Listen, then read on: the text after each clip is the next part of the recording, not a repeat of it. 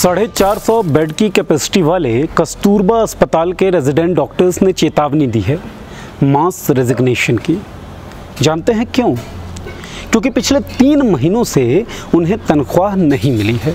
Corona warriors, front liners और न जाने किन किन उपाधियों से उन्हें नवाजा गया सोशल मीडिया पर। सरकार ने उनके लिए तालियां बजवाई, थालियां बजवाई और लगता है केवल इसी में उसने डॉक्टर्स के प्रति अपने कर्तव्य की इतिश्री समझ ली, लेकिन ऐसा है नहीं। इस खबर को जानने के बाद नितिन गडकरी साहब का एक स्टेटमेंट पढ़िए। नितिन गडकरी साहब ने मध्य प्रदेश में जन संवाद रैली को संबोधित करते हुए कहा कि देश में आर्थिक युद्ध शुरू हो गया है। हम बहुत बड़े संकट की स्थिति में हैं। हमारे मजदूर, हमारे किसान, गरीब सभी लोग संकट के मुहाने पर खड़े हुए हैं। उद्योगों के लिए भी खतरा बना हुआ है। कई राज्यों के पास अपने कर्मचारियों को देने के लिए तनख्वाह नहीं है। अच्छी बात है कि सरकार से जुड़े एक मंत्री को इस बात का भान हुआ कि आर्थिक युद्ध शुरू हो गया है और आर्थिक संकट बहुत बुरी तरीके से गहरा गया है। लेकिन इस बात को जानने, समझने और मानने के बावजूद सरकार फिजूल खर्चियों को रोक नहीं रही है। एक तरफ नौकरियां छिन रही हैं, एक तरफ कंपनियां बंद हो रही हैं, एक तरफ अर्थव्यवस्था चरमरा रही है, लेकिन केंद्र की सत्ता में काबिज भारतीय जनता पार्टी का ध्यान राजनीतिक रैलियों पर है। हम ये देख सुन के बड़े हुए हैं कि जब गांव में किसी व्यक्ति की मौत हो जाती थी तो गांव के एक बड़े हिस्से में मातम का माहौल होता था, कोई जश्न नहीं मनाता था। लेकिन अब मूल्य बदल रहे हैं। कोरोना संक्रमण, लॉकडाउन और आर्थिक कमियों के कारण लोगों की मौत का सिलसिला जारी है और भारतीय जनता पार्टी के नेता मशगूल हैं वर्चुअल रैलियां करने में।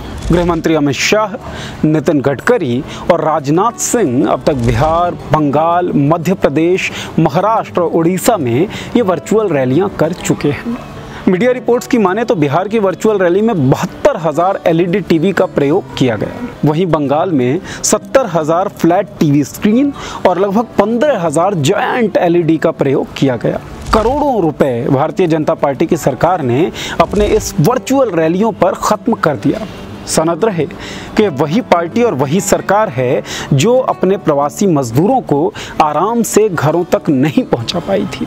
सनद रहे कि आखिरकार जब इन मजदूरों के लिए श्रमिक स्पेशल ट्रेन्स चलाई गई तो उसके किराए को लेकर भी खासा बवाल मचा हुआ था। अब आपको दूसरी तस्वीर दिखाते हैं। वीडियो के शुरुआती हिस्से में हमने चर्चा की थी उन डॉक्टर्स की जिन्हें पिछले 3 महीने से तनख्वाह नहीं मिली। लेकिन अगर ज़मीन पर देखें तो करोड़ों लोगों की हालत कमोबेश ऐसी ही है, जिनके पास लॉकडाउन के बाद आय का कोई साधन बचा नहीं। इकोनॉमिक टाइम्स की एक रिपोर्ट है। इस रिपोर्ट के मुताबिक देश की 15 शीर्ष स्टार्टअप्स ने बड़ी संख्या में छंटनी की है। ये रिपोर्ट चुनिंदा स्टार्टअप्स की है, लेकिन हालात लाखों लोगों के लिए यातनापूर्ण और दुखदायी हैं। सरकार की अदूरदर्शिता के कारण इकोनॉमी का जहाज डूबा जा रहा है, लेकिन सरकार अब भी इकोनॉमी के जहाज को बचाने की जगह अपने सत्ता को बचाने की पूरी कोशिश कर रही है। बीजेपी राज में पत्रकारों के खिलाफ FIR और सवाल पूछने वाले अधिकारियों का सस्पेंशन धड़ल्ले से हो रहा है।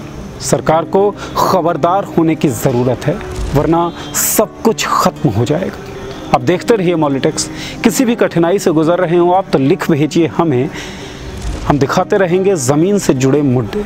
सब्सक्राइब करिए हमारा चैनल, लाइक कीजिए हमारा फेसबुक पेज अगर फेसबुक पर देख रहे हो ये वीडियो। शुक्रिया। आपका मुद्दा बनेगा देश का मुद्दा। मॉलिटिक्स ऐप पर शेयर करिए अपनी बात हमारे साथ, हम उठाएंगे आपकी आवाज़।